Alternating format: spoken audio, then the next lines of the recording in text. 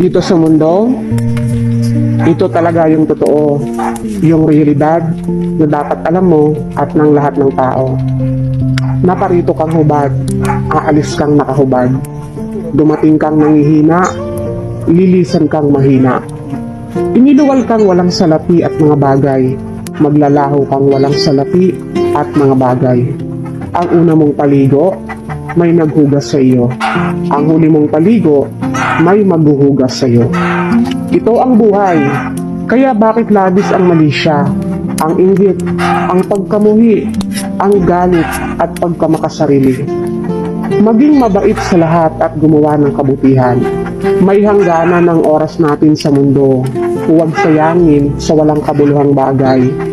Manalangin at higit sa lahat, huwag na huwag natin sasambahin ng pera. Dahil kahit anong dami